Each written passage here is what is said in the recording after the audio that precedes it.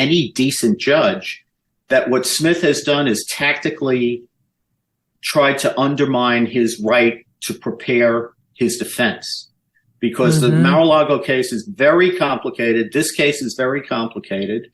And what Smith did here was lock in another case with a May trial date. And now he's going to indict Trump on this thing and tell a judge that we have to get this to trial before November 2024. I think that's a really tough row to hoe.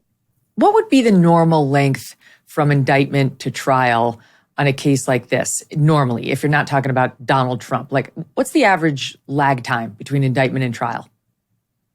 Well, I would think around 8 months if he didn't have anything else going on his dance card, because the case is, I think there's going to be a lot of pretrial litigation in this case, because I don't believe the counts are, as we say in the biz, I don't think that these are cognizable offenses. I think he stretched statutes that Congress enacted that were not meant to address this behavior.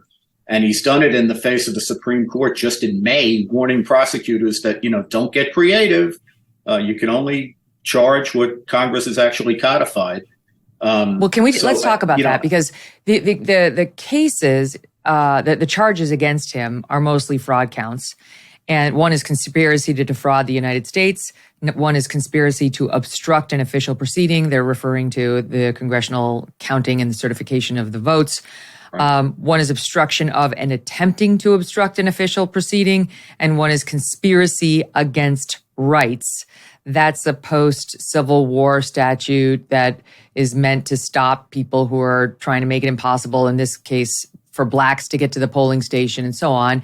He's trying to say that Trump violated that by trying to disenfranchise voters and getting things changed. But at the heart of, the case is this allegation that Trump defrauded people. It was a conspiracy to defraud. And the three specific criminal conspiracies that Trump allegedly perpetrated, as outlined in the indictment, are as follows: a conspiracy to defraud the U.S. by using dishonesty, fraud, and deceit to impair, obstruct, and or defeat the federal government's function, meaning the certification of the vote. They're talking about what happened on January 6th, trying to prevent that from happening. Number two is a conspiracy to corruptly obstruct and impede the January 6th congressional proceeding. They spell it out more specifically about that day. The other one could encompass his attempts prior to that day to stop the vote. And then a conspiracy against the right to vote or have one's vote counted, which is what I just said. So they do have to talk about Trump's state of mind and whether he believed genuinely that he won that election. They are positing he knew he lost, and therefore it was dishonest and fraudulent for him to run around telling everybody he didn't lose and that they should behave accordingly. That's a high bar, Andy. Yeah, it sure is. And I think it goes to what's a pretty interesting legal question, and would be very interesting even if it wasn't so politically fraught, which is what really is intent and proof of intent in a criminal proceeding. Because, you prove intent by objective evidence, generally speaking, meaning, most people, you deduce that they what they meant by what they did. And it's not all that often that you get, there's a lot of criminal cases where the defendant doesn't testify and you don't get actual direct testimony about what was running through the person's mind. What they're going to say here is that there were a number of reliable people who, at least the prosecutor thinks were reliable, and the January 6th committee thought were reliable. Of course, the question in a criminal case is what the defendant thought. But they have a lot of people like, Bill Barr and some people in the intelligence community, some other people who were around Trump and in the know, who told him that there was not material fraud that could have overturned the election. And I think what Trump is going to come back and say is he was hearing a lot of other things from a lot of other people He says, in fact, that he intends to relitigate whether there actually was fraud. I think, Megyn, frankly, by the end of this, if Smith actually does get this to trial, Trump's going to talk about this on the campaign trail so much that by the end of this exercise, there will be more people in the United States who believe the election was stolen than currently there are. I agree. I think that'll be the upshot of it. Jack Smith's examples of how he knows Trump knew that he lost the election. Page 7, Trump knew that these representations were false, are as follows. The vice president told the defendant he'd seen no evidence of outcome determinative fraud. The senior leaders of justice, appointed by defendant, told the defendant on multiple occasions that various allegations of fraud were unsupported. The director of national intelligence disabused the defendant of the notion that its findings regarding foreign interference would change the outcome of the election. The Department of Homeland Security, Cybersecurity and Infrastructure Security Agency, or CISA, put out a statement that there was no evidence any voting system had been compromised. Okay, that's fine. So what they're basically saying is you had to believe them. You must have believed them, as opposed to the reality which we know anecdotally, which is Trump more than likely did not believe any of those people.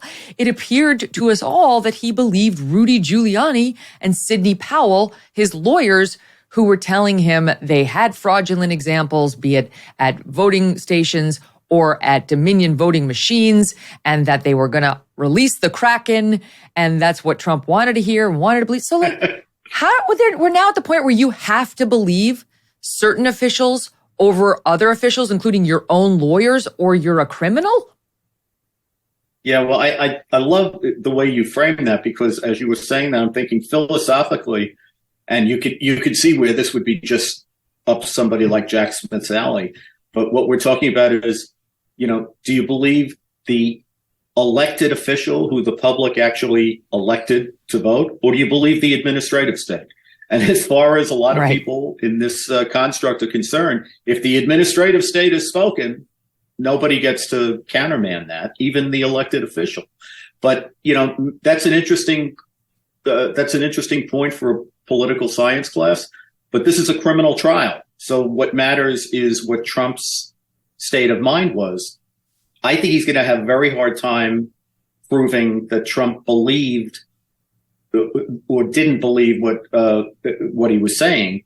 But I think, Megyn, even before you get to that, I'm not sure these counts are firm. I think that, there are a lot of legal problems such that even if you assume, for argument's sake, that Trump knew everything he said was false, which, by the way, would not remove it from being unprotected speech. I know that's an you can lie point as well. Right. You get to do that. The line you have to stay on the right side of is violence. If violence is our bright line. But if it's aggressive speech or obnoxious speech or false speech, and it's in the core of the First Amendment, it's speech that's attached to politics and electoral politics, you get to say things that aren't true. And thank God for it, because everybody in Washington would be, looking at a federal indictment if that weren't true. That dark spot on your face still bothering you? And the liver spots on your hands? And now on your neck and your chest? Well, you can watch them disappear safely and quickly in 3 quick minutes. Introducing the Genucel Dark Spot Corrector 3-step. 3-minute dark spot luxury system, and it does exactly what it sounds like. With their Crystal's famous microdermabrasion before the dark spot corrector, and finishing with a touch of the collagen-building Genucel XV, see the dark spots disappear before your very eyes, instantly, smoothly, and luxuriously. Go to Genucel.com/MK now. Order the new dark spot treatment system today and say goodbye to those pesky spots tomorrow. And if you're not blown away with the results, you'll get 100% of your money back, no questions asked. Free shipping, free returns. All 3 products included in Genucel's most popular package. So you get your Genucel bags and puffiness serum also included, all for 70% off retail. Order now and watch those dark spots disappear in 3 minutes. 70% off while supplies last. GENUCEL.com/MK. Genucel.com/MK. Hey, thanks so much for watching. If you like what you just saw, hit the subscribe button for more clips and full episodes.